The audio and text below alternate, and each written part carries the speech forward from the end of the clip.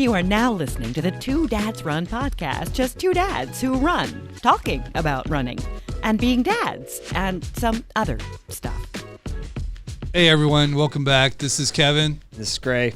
So we're excited today to be speaking to a guy who's actually helped us stay injury-free, allows us to practice the way that we want, and really compete in a lot of the races across the country the way that we like to perform. But before we get into that, Gray, man, it's been a while. It's been a few days since you and I actually met up. How things going? Oh man, things are going well. I got in some really solid runs this week. Helped the little one recover from a little daycare funk that she brought home, as they are like to do, and it's been a good week of training. How about you? Things been well, man. Things been well. Kids both doing well. Finley and Farah. They actually took Farah with me the other morning to go run, which was really neat. One of the coolest things I do look forward every week. They'll see either Adria or myself just coming back from a workout, sweating, running, and then they're like, "Can we go?" I'm like, "Nah, you actually got to go to bed. Yeah, let's get showered, go to bed." But it's been kind of cool because lately, just getting them ready for bed, I've been able to use that as far as to go to sleep faster, which is, hey, if you want to come run with Dad, it's like you need to get some sleep. Yeah. Hey, man, whatever it takes. Yeah. Bedtime is a challenge. So you got a race coming up, right, in a couple of weeks? Yeah. Still the Blackbeard 100. So glutton for punishment. Yeah, no, it's been it's been cool to just kind of see how my body's been holding up with the training. I mean, I could have been obviously more consistent. I think everybody probably feels that way. If they're going to be competing anytime soon in the next couple of months, is that they could have been a little bit more consistent. But yeah, no, I think for the most part, I just want to go out there, smile. I definitely, this year. I got a feeling you won't be doing much smiling there, guy. No, I mean, I'll look over at the ocean. I mean, it's from point to point there in the Outer Banks. Looks like it's from the northernmost point, I think, Corolla. I've said Corolla, and every time I say Corolla, people's like, no, it's Corolla. Yeah. All the way down to Hatteras. So just look over, constantly looking over to your left, and you see the ocean. So really not too many things to get mad about. Yeah, that'll be dope. But you yourself too. I mean, we talked about this a few months ago. Probably, I don't know, maybe the end of last summer. Hey, what's something that we're looking for maybe to do next year? And you've been talking about we've been talking about marathon, right? Yeah. So I had a marathon on the calendar for March 21st, but it got moved to Mother's Day, which could not be a worse day for me to do anything that doesn't involve my wife, my mom, and my two girls. My wife's birthday, my mom's birthday, and my oldest daughter's birthday are all kind of right there on Mother's Day. So instead, going to do a local half marathon on March 28th.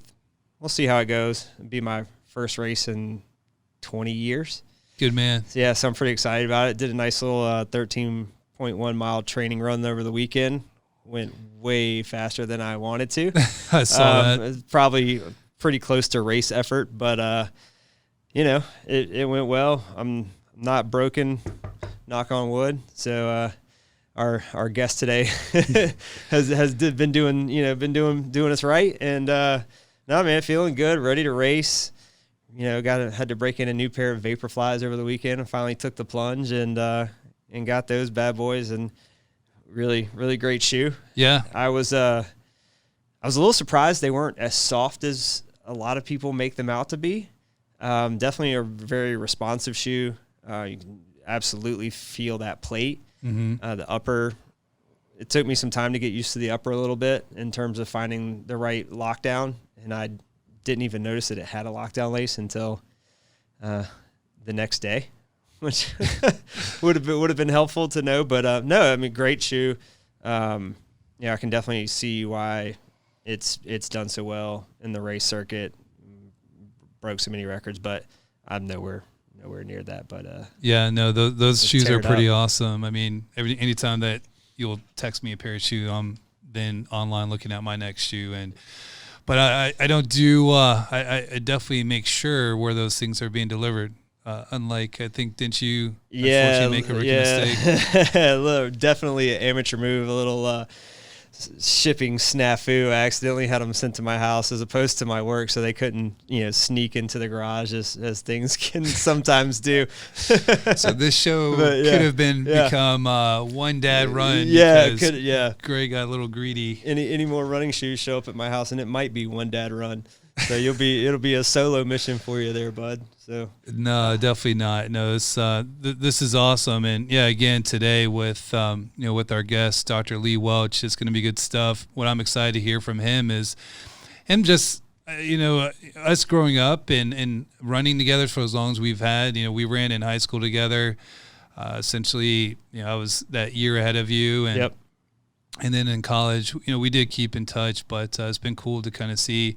How we've still somewhat found a way to come back to running, but the reality is I mean, we're getting old and things are starting to fall apart, and how important it is to really make sure that you maintain and that you can do the right things now so that you can continue to run. Unlike those times I remember regionals like drinking and then like, hey, we got regional meet the next day. Yeah, dude, we're not 18 anymore, and taking such a long break from the sport like I did, it was very humbling to come back, and after being so injury free when we were younger, I think I had a bout of shin splints like my first year running, but since then I just had absolutely nothing, and then coming back, 20 years later or so, and now, my legs just giving out. And so Dr. Lee Welch from the running PTs here local to us has really helped and kind of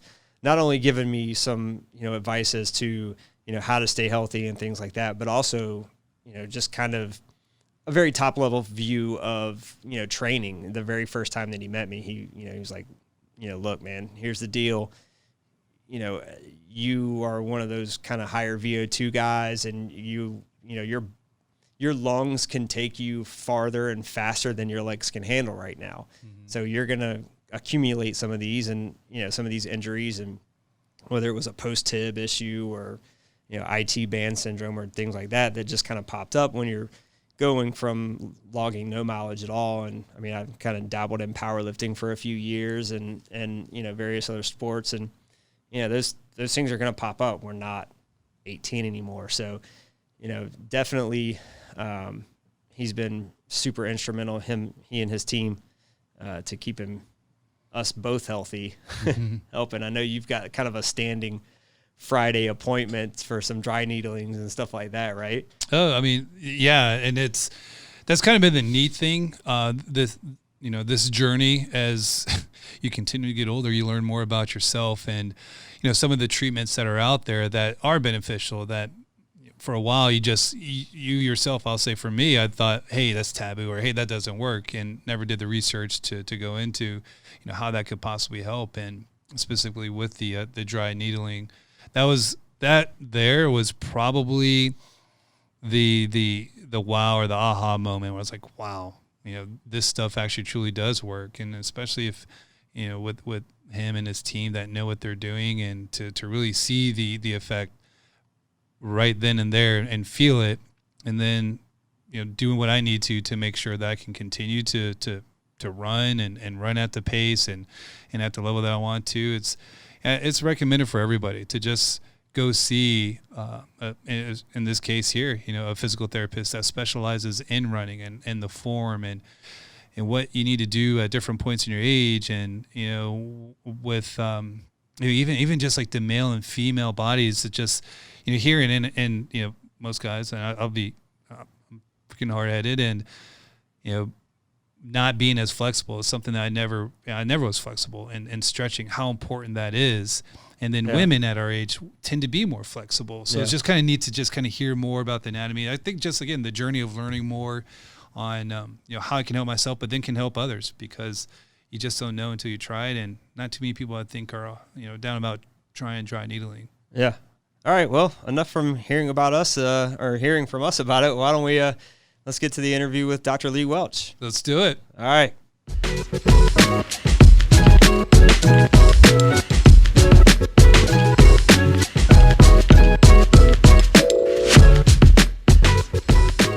All All right, joining us today, we have Dr. Lee Welch. He is a board-certified clinical specialist in orthopedic physical therapy and lower extremity and running injury subspecialist. He is also the co-owner of Be Young Physical Therapy and the Running PTs in Cary, North Carolina. Welcome, Dr. Lee Welch. How are you today, sir? I'm doing well. Thank you for having me. Awesome. Thank you. Is there anything I missed? Do you want to share any of your other background with us, where you went to school, where you're from, any of that kind of stuff? I grew up in Charlotte. I went to NC State for undergrad and majored in chemistry. And then I worked in pharmaceuticals for about 5 years. Wow. and then went back to school at East Carolina for physical therapy with the goal of working with runners. I worked under Dr. Blaze Williams, who's now one of the researchers at Nike. I learned running biomechanics from him. I wanted to go to East Carolina for PT school because he was there, and they have a really good running lab there. So I learned underneath the best. And I partied there for 3 semesters. Yeah. I didn't know anything about a running lab. That's funny. Yeah, it's probably a good thing I didn't go there for undergrad. So pharmaceutical company, that's interesting because being in the healthcare industry, pharmaceutical is a pretty good environment, but very, very thriving as well. But as far as running itself, what got you into running PT specifically? Yeah, so I like to refer to myself as the often injured runner. Okay. Same. You have taken a lot of our money. Yes. Thank you.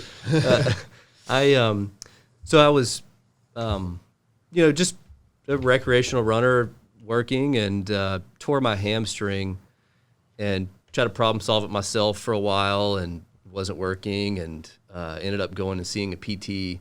And I was considering a career change at the time. I was working as a scientist for a pharmaceutical company in the lab and just kind of considering my next steps. And I went and saw this guy, and he fixed me in one visit. And I was like, oh, man, this kind of seems like it would be a good job. And started looking into it. And, that's kind of was the path that started me going into PT, was me getting hurt myself, which is true for most PTs. But, yeah, I'm a big fan of self-diagnosing, but I'm not sure I'm smart enough to actually make it through all that school.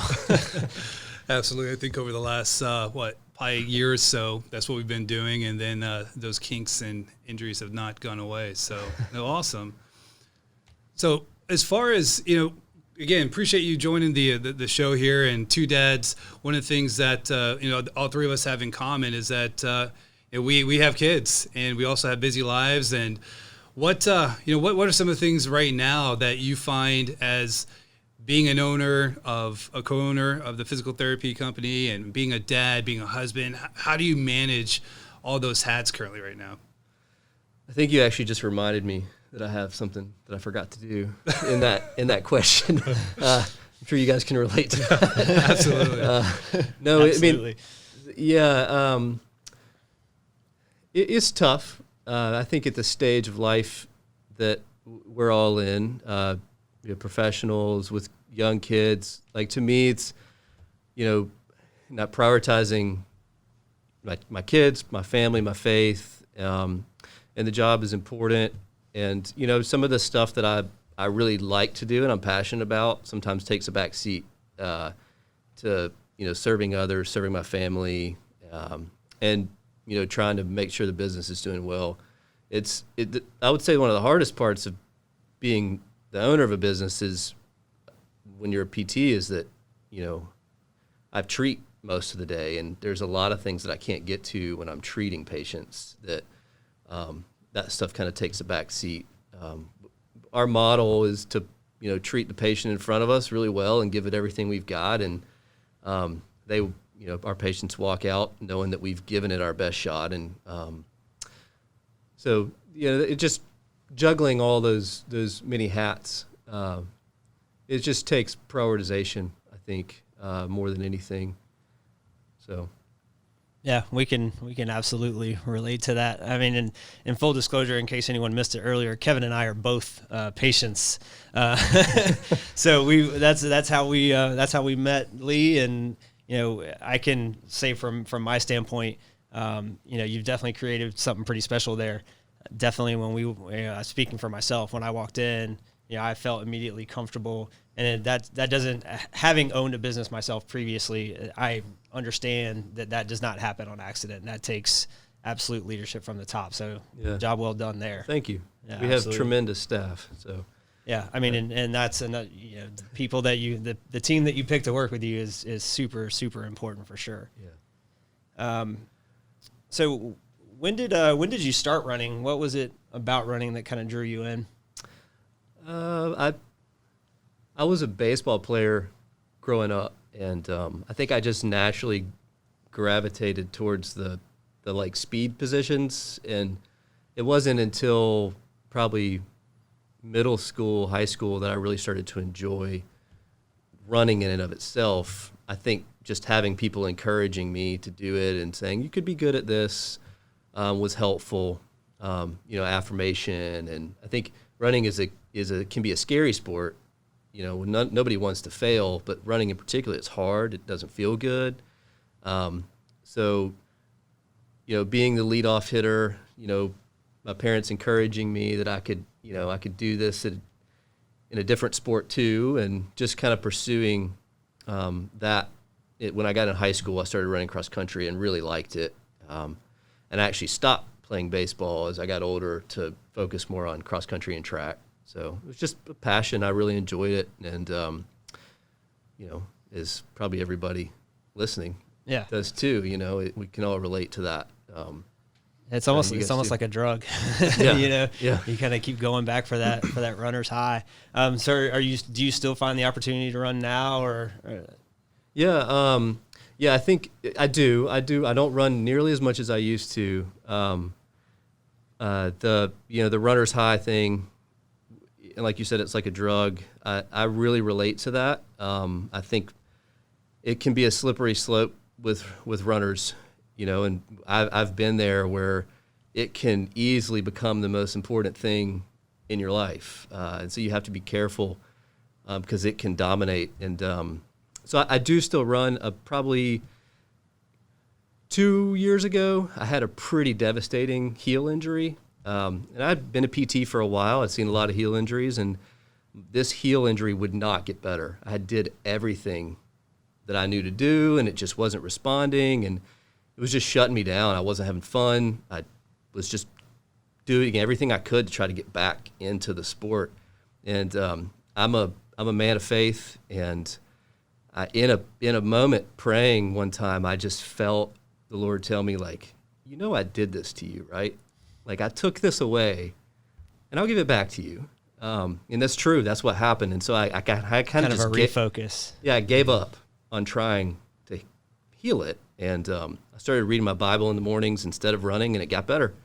And so since then, like, I haven't really shifted back into, like, full-on running. I do it, but it's secondary to me at this point. And it's like I've been given the eyes to see how important it was to me, and how that's, again, it's a slippery slope. I think it can be really healthy, but it can also be really unhealthy. And I see a lot of patients that are just really devastated, just having to take, a week off, and I understand that. I was there, like when you're training for a race, and you're putting everything into it, and it's hard, it's really not easy to take time off. So, yeah, I mean, you lose the race aspect, you lose the kind of mental decompression aspect of it for a lot of people, I would assume. I mean, speaking for myself, for sure. Yeah. Throw on a podcast in your headphones and out you go, So, awesome. So, no, I mean, that's awesome, being a faith-based man myself, and, to have that type of connection, to know, okay, this is the plan. And speaking, about, not only faith, but then the mentors, the things and the people that's helped you along the way. You mentioned earlier as far as how you got into it, and currently that doctor's working for Nike. Mm-hmm. How often you guys connect, and who do you connect with still to today, to just as far as with your growth? Yeah, I mean, so Blaze Williams, Dr. Blaze Williams is his name. That was my mentor. He's I still connect with him. Probably not as much as I would like to. We've my business partner and I, we FaceTimed with him a few days ago to show him our new facility that we opened, but we didn't really get to catch up much. So honestly, I call Blaze when I need help. Probably should call him more. That's what mentors are for, yeah. But the mentor that I connect with the most is my business partner, Brandon Young. He started the business he's been doing it for a long time, but I partnered with him maybe 5 or 6 years ago, and he had been doing this for a while, and he's an upper extremity specialist, baseball specialist. So we are very different clinically, but we also have different strengths. And so he's just really mature in his faith and his walk with the Lord, but he's also really business mature. So he's been probably the strongest mentor I have. And to this day, I mean, we talk on a daily basis. So, but we have a really good relationship. But he's been the biggest mentor from a business standpoint for me. Yeah. So, and clinically, you have the entire body covered from top to bottom. We do, yeah. We have a upper extremity specialty clinic, and the running PTs is a lower extremity specialty clinic. So, that's great. We can do it all technically. But. And you mentioned your new facility. Mm-hmm. Follow you guys on Instagram and have seen some of the new technology that you guys are rolling out. Yeah. Tell us a little bit about that and what's going on at the new facility. Yeah, so the new facility is a performance facility. We really opened it out of necessity, to be honest with you. The baseball was doing so well, and baseball takes a lot of space because of the mounds.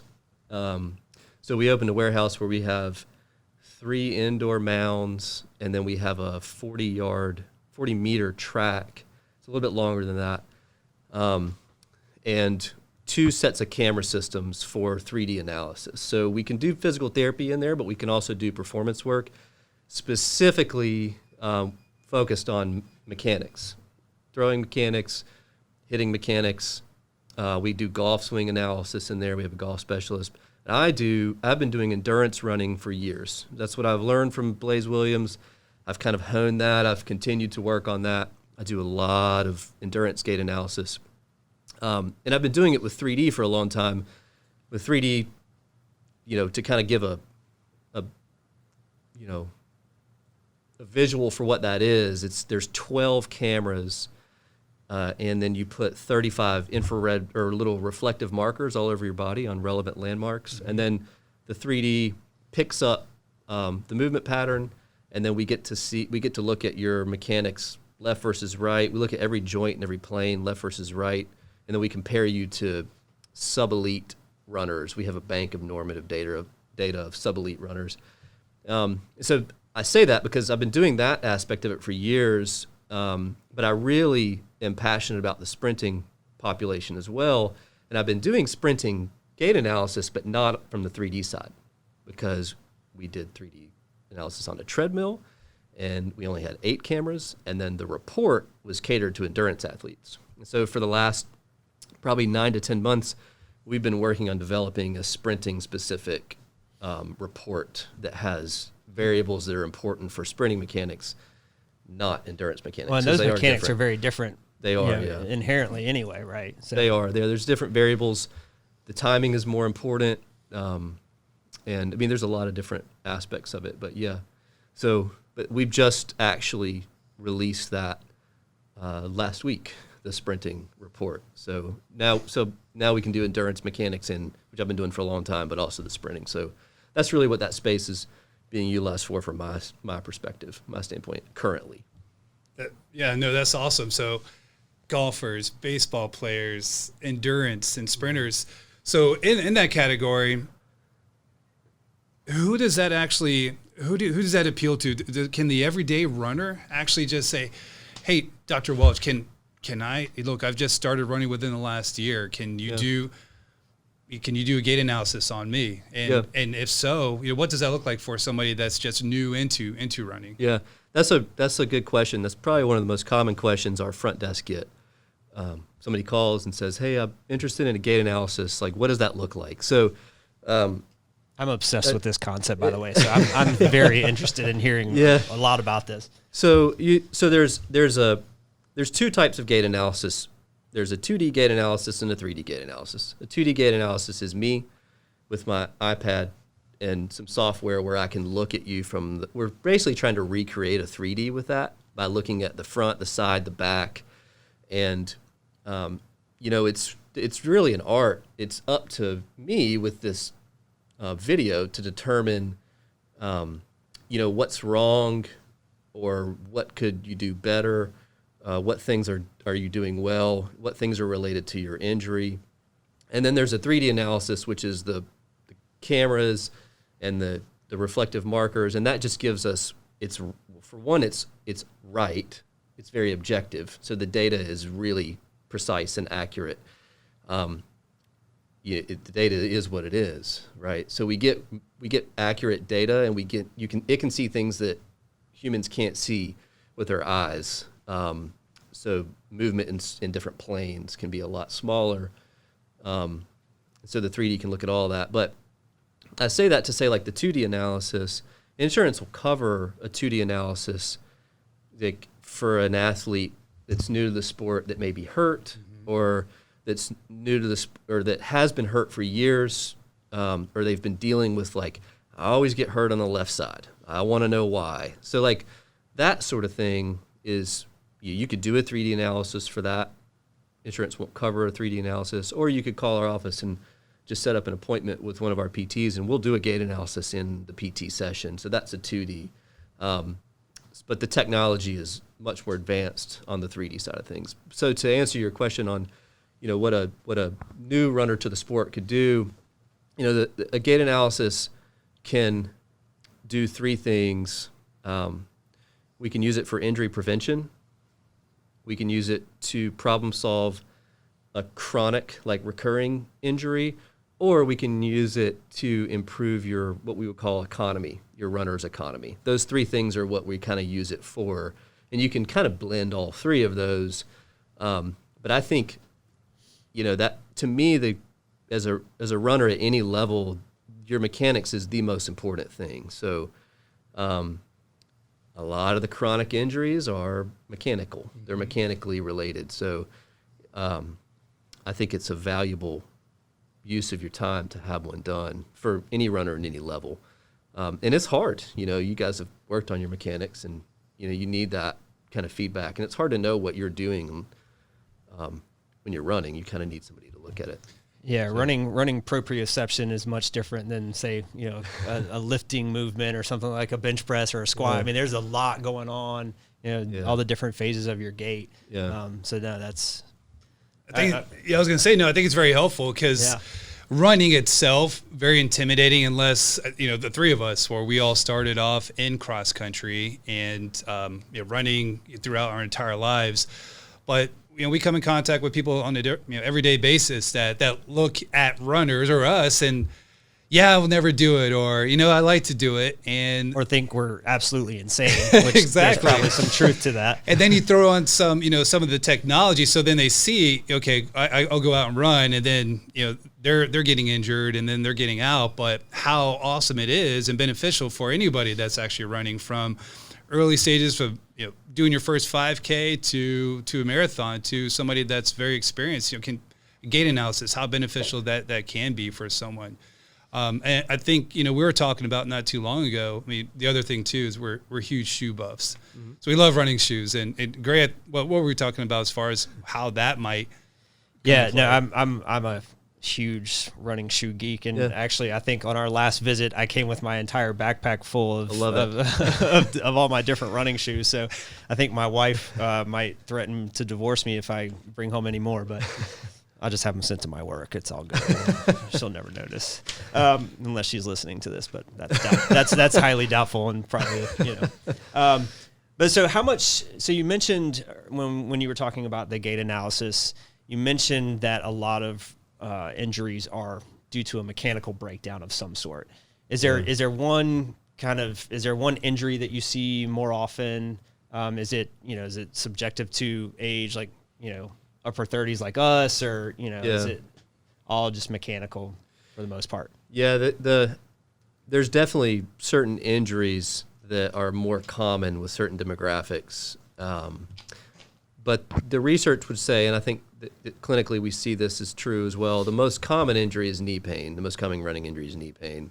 Patellofemoral, to be exact, patellofemoral pain is called runner's knee. It's pain around the kneecap, around the front of the knee. Men are a little bit more likely to develop what's called IT band friction syndrome, which is pain on the outside of the knee. But to me, I would call both of those knee pain. And so that's the most common thing we see. And the knee is one of the most sensitive areas of the body to mechanical changes because the knee is hanging out in between. It's in the middle of the ground and your center of mass. And so subtle changes in where your center of mass is versus the ground and subtle changes in where you hit the ground versus your center of mass will increase or decrease leverage at the knee. So we see a lot of knee injuries just because it's a vulnerable joint when you run, but it's also very sensitive to mechanical changes. So not only is it one of the most common things we see, it's one of the most commonly gait-related injuries that I see clinically. So more often than not, particularly I always say if pain is worsening during the run, like if you don't have pain when you start to run and it shows up a few miles in and it gets a little bit worse, that's usually mechanically related, especially if it's bilateral. If it's on one side, usually IT band won't happen on both sides. In fact, I've never seen somebody with bilateral IT band. That sounds awful. But more often than not, the knee is mechanically related, and we can fix those pretty quickly sometimes if they haven't, done too much damage to it. You still got to go through appropriate healing time frames and that sort of thing. But is there a common mechanical fault there? Is it overstriding or pronation, supination? That's a good question. For pain in the front of the knee, the most common mechanical fault would be your initial contact point and your center of mass being too far away from each other, which would be overstriding, but there's different ways that could happen. Overstriding isn't the only way. You can overstride, you can lean back, you can sit back. There's different types of overstriding, but my science PT brain just views it as initial contact point where you hit the ground, and then your center of mass, which I always like to say the center of mass is like if you took a softball and put it right in the middle of your pelvis, that's about where your center of mass is. So if that's too far away from your initial contact point, and you've got knee pain, then it's more than likely coming from that, or at least it's contributing to it. It might not be the only driver, but thank you for simplifying that. Simple-minded folks. So with the mechanical breakdown, I mean, just, form itself, I think that just comes to tell as far as how important it is to have proper running form. And, working remote in my work office or my workstation is actually in front of my front window. And there's a lot of runners in my neighborhood. Yeah. Are you judging people, Kevin? I find myself doing a gait analysis on every single person with my eyes, and I just want to run out there and say no, lean forward. No. I think we're all probably a little guilty of that. Oh yeah, it's hard not to. So going back to the shoe question, how much or how important it is for someone to have the proper running shoe to really kind of assist with that correct form? Yeah, I think that's a good question. The shoe.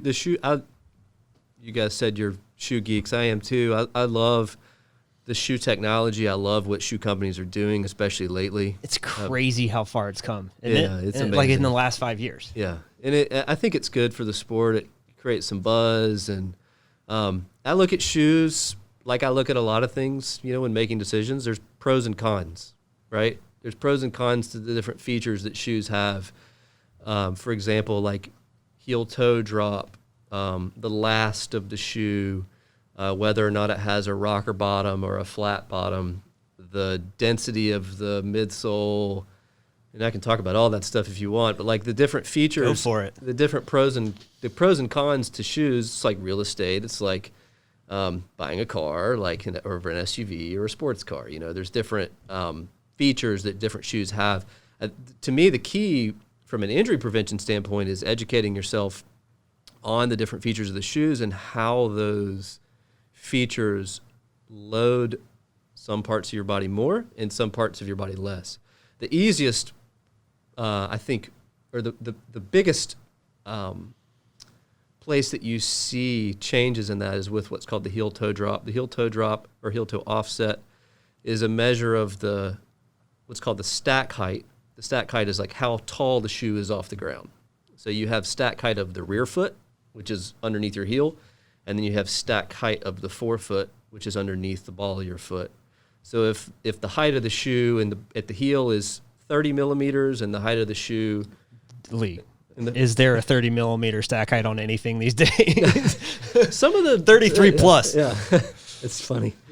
That stack height difference, if you've got a 10 millimeter drop shoe versus a zero drop shoe, the zero drop shoe is going to load your foot and Achilles more than a shoe that has a higher drop to it, which is going to load the knee and the hip more.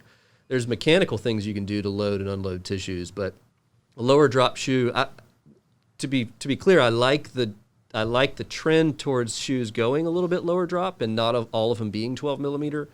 But there's advantages to that higher drop shoe in some cases, and there's advantages to the lower drop shoe in some cases. Another example would be, so in a shoe you have the outsole, which is the bottom of the shoe. It's that hard rubber on the bottom that kind of wears out as you run. Most of us decide whether we need new shoes or not by how that looks. It's not necessarily the best way. And then there's the midsole, which is the foam in the middle. And then some shoes have what's called a shank or a plate in the midsole. It's buried in there and it's stiff. Almost everybody's got a plated shoe these days, or at least one. Some have a nylon, and then they have another one with a carbon or TPU or whatever. So yeah.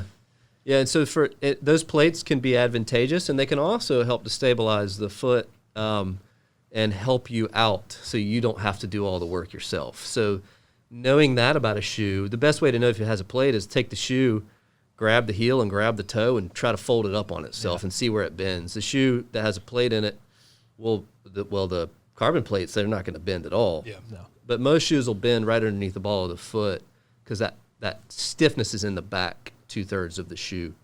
So that can help you, not just stability shoes will have those, but that inherent stiffness to the shoe can help you stabilize your midfoot and not have to work quite as hard. And there's a little bit of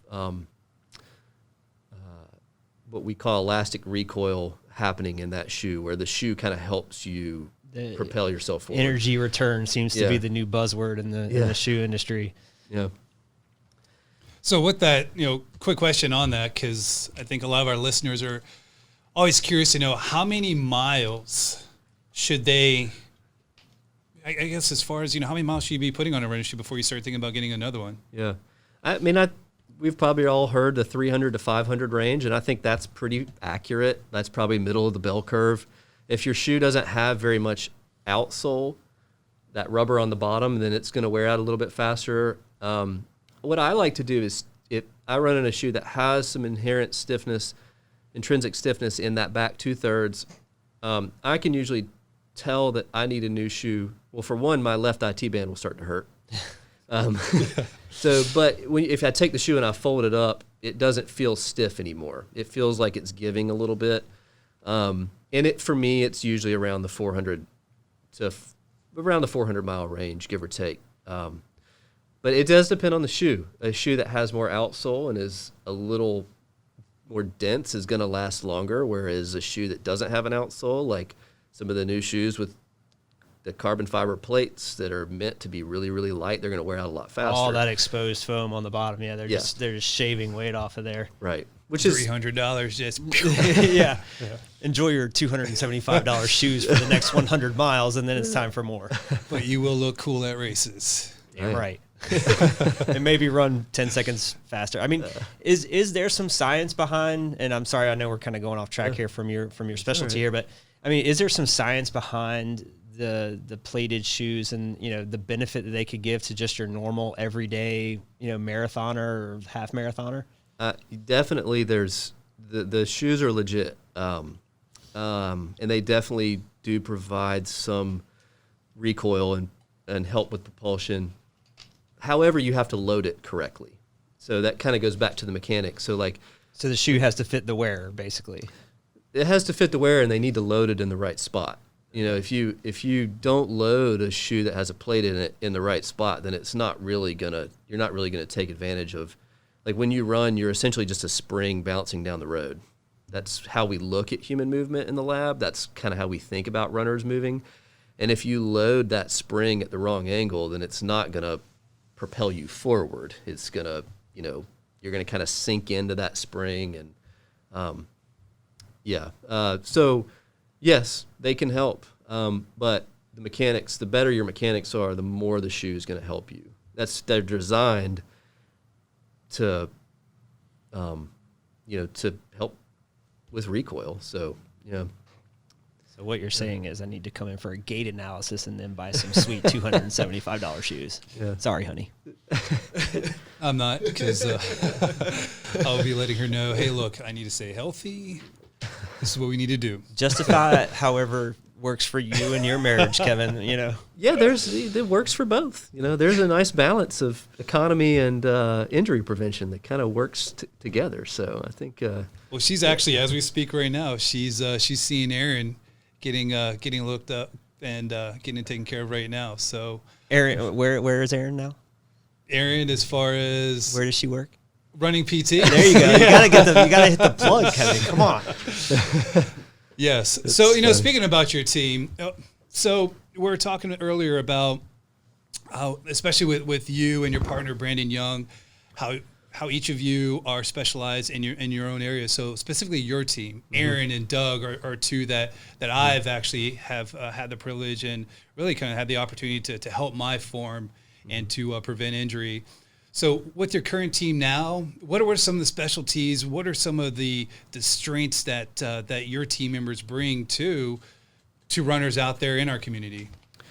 Yeah, I think one's a passion for the sport. They know the sport. They can relate, such as myself. Like I can relate to pretty much any runner that's hurt. Like I said, I'm the often injured runner, so I've had a lot of injuries. So I know what it feels like, actually. But the passion for the sport, our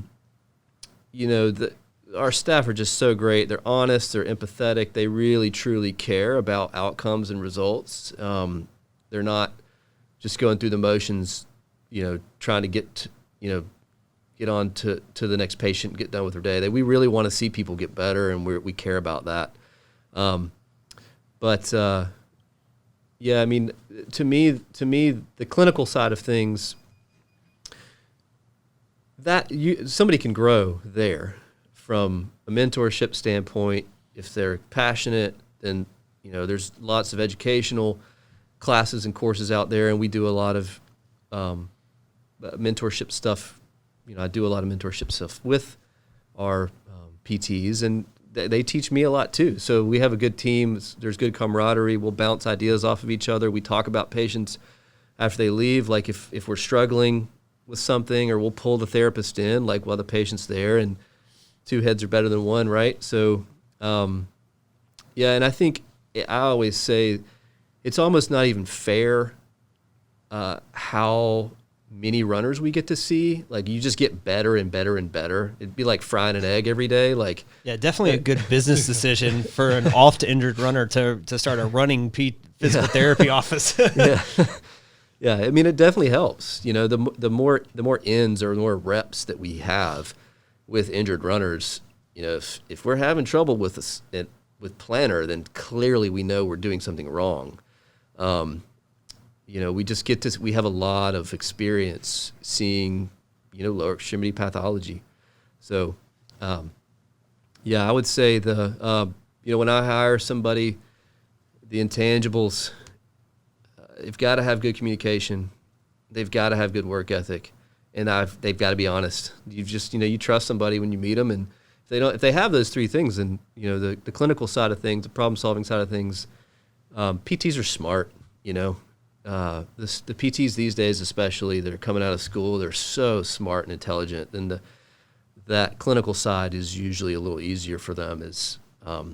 Than when I graduated, like, it was a little bit easier for me to get into PT school. I always say I wouldn't get in now. These it's really competitive these days to get into PT school, and so if they've got those intangibles, and we can work with them on the expertise and the clinical side of things. Yeah, and that, I mean, just what you were talking about, communication, the collaboration within the practice is definitely there. On my second visit, I had met with Lee the first time, and the second time I met with Erin. Erin was treating me, and she was asking me what was going on, and as I was fumbling my way through trying to explain it, Lee from across the room goes, "You want a little backstory on Gray? You want to know what the deal with Gray is? Yeah, here you go." And just boom, boom, boom, boom, boom, and told her more in about 10 seconds than I had managed to tell her in 2 minutes as to what was going on with my leg. So. Also, I mean, I think that comes, again, why it's important to, for all runners of all ages and of all calibers to have that relationship with a running specialized physical therapist on how they can actually help you, and so that you can be in the sport a lot longer than, because let's be honest, we've got some friends that we started running with, and we've invited them to come out with us several times, and they just can't do it anymore. So. Something that, again, being a parent of two daughters, would love to continue to run with them versus just watching them. So, Lee, what does the future hold for the running PTs? I mean, to be honest with you, just getting better. We try to get better every day, and some of the toughest injuries to treat, that's where I focus. Some of the hardest injuries to get rid of are plantar fasciitis. Seems easy. There's a lot of research on how to treat it, and sometimes it just does not get better. So just getting better at some of the things that are really difficult. We always rely on technology, so the 3D side of things, and the company that we work with on the 3D is Qualisys. We buy our cameras from Qualisys. They're on the cutting edge. They're the gold standard when it comes to 3D motion capture. So working with them on new technology that's coming out, they're developing a markerless calibration, or a markerless 3D system that you don't have to use markers, and the gait analysis is a little bit quicker. So yeah, I mean, we'd like to have more access to patients in the triangle that don't just live in Cary, because I think that we offer, quality care. We really want to get people better, and usually we can get them better pretty quickly. So those are really continuing to do what we do, but maybe more access to different areas of the triangle at some point. So. No, that's awesome. I think, you just have to pick up an article, or maybe just go online. You can see and feel the buzz of the running community just growing. If there, some of the positives that have come out of this pandemic is just people just getting outside and really taking care of themselves. And I mean, goodness, back to the shoe thing. Heard Strava had like 2 million new users a month during the first couple months of the pandemic. Wow. 2 million a month. Insane. That's crazy. That is a lot. Insane. Myself included. Yeah. I mean, and running shoes themselves. I mean, back to that piece. I was trying to get the New Balances, the RC Elites, and I had to be on hold for a couple weeks. Actually, I think you had the same problem too. So it's just awesome, and it's good to see you Lee, being able to grow in this space and in this community, and helping as many people as possible. So as you continue to grow, where can our listeners find you online? We love Instagram. We do a lot on Instagram. You ask a lot of questions that I get wrong daily. Those are hard. Those are hard. I can cheat, and when PTs post those, I can look and see what the answer is before I answer. But we like to engage there. Facebook as well, and then we have a YouTube channel with I don't know, there's probably 300 videos on there now of the exercises that we utilize, and we try to organize them into playlists to help people kind of problem solve their own injuries, which I think is good to do. But we organize, like there's a playlist for hamstring tendinopathy, and there's a playlist for these are some exercises that may work for knee pain. So sometimes it's a little more complex than just some exercises, but we've tried to really utilize YouTube as a bank of information for people from that. This is what we're doing. These are the corrective exercises that we're giving. And then our website, obviously, the Running PTs, pts.com. And so the YouTube channel is the Running PTs. Yeah, the Running PTs. Yeah. Okay. And then at the Running PTs on Instagram. Yep. Awesome. Yeah. Well, we appreciate you sitting here and allowing us to pick your brain, and I'm sure our listeners have got some very valuable information. Dr. Lee Welch from the Running PTs, thank you so much. Thank you, Kevin. Thank you, Cary. Absolutely. Look forward to talking to you again, Dr. Lee Welch.